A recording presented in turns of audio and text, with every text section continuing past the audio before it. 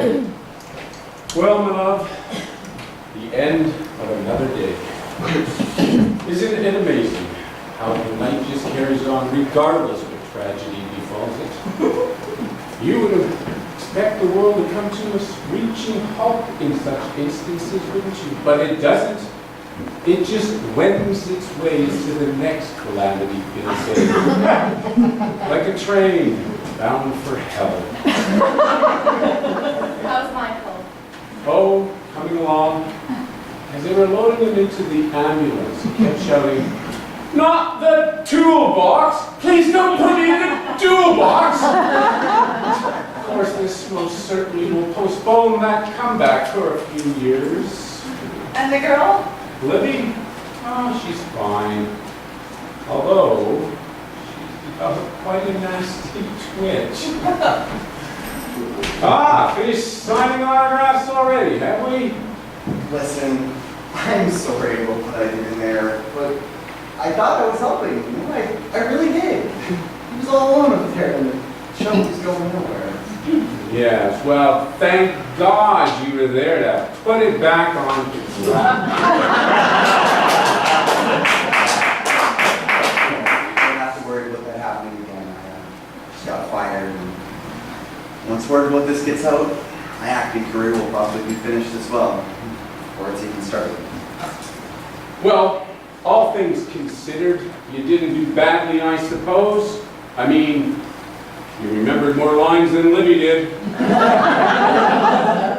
well, if you need me carpeting, look me up. I'll be over at Daffy Delaney's. You mean you're giving up? Yeah, like I said, who's going to want to hire me after this? Maybe I'm better off selling carpeting anyway. It's steady money, right? And now. Wait a minute. I don't know why I'm doing this. Maybe I have a soft spot for young actors. God knows there's no other reason why I should. Here, I want you to call this number first thing Monday morning. It's the number of a friend of mine. The director or? The carpenter. He's renovating his house. Maybe he can sell for carpet. Don't mention it. Oh, by the way, November the 3rd, Monday, what are you doing? Sir. We begin rehearsals for The Tempest, November the 3rd. It's 10 a.m. call. I assume you can make it. Yeah. Oh, come on, speak Yeah, up. I can make it. I might have to move a few things around, but yes, I can be there. Fine, we'll see you then. Right. Thanks.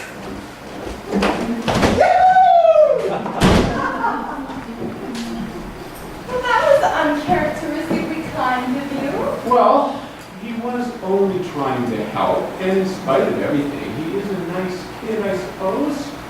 Makes me wonder what a son of mine would turn out like. Miserable son of a bitch, I would guess. Not necessarily. I mean, the child wouldn't be born with my disposition. He could be steered in an entirely different direction. It's all in the upbringing. Oh, and you know a lot about raising a child, do you? Well, how difficult could it be? I mean, lesser men than I have raised offspring. Philip Endersby has 2 of them. And if he can do it with his limited talents, then surely I can foster a dozen of the little moppets. Richard, are you saying you want this child now? Well, as long as he behaves himself, yes. I mean, I won't put up with any crying or crawling around and getting into things. Richard, before you get too far ahead of yourself here, hadn't you better think about us? What about us? Our relationship. The way we're self-destructing. We're not self-destructing. What would you call it? At each other's throats day and night? Mistrusting one another? The constant bickering with no concern for feelings. What does that sound like to you? Love. Oh. That's not my idea of love. When I think of love, I think of how Tennyson describes it. Or Elizabeth Barrett Browning. Cilla, they're writers. You can't expect them to know what real life is about. Occasionally it's about romance, Richard. A loving word here and there. A touch. A look. A smile. I'm sorry, but I'm not romantic.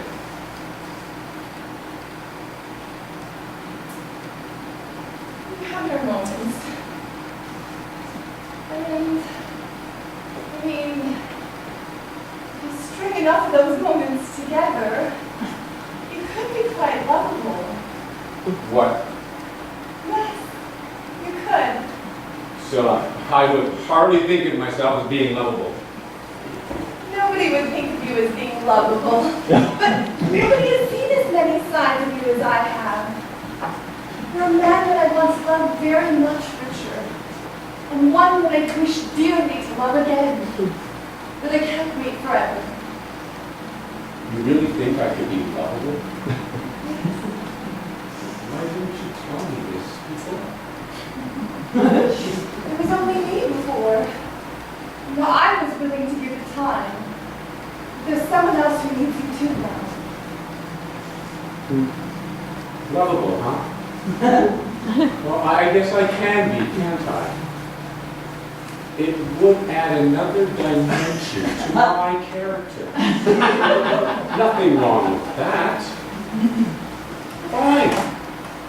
Help me in then. No, Richard. It's not your decision. It's mine. It's up to me. All right. What do you think? Well, we haven't started stringing any of those moments together yet. And how am I supposed to do that? Some affection might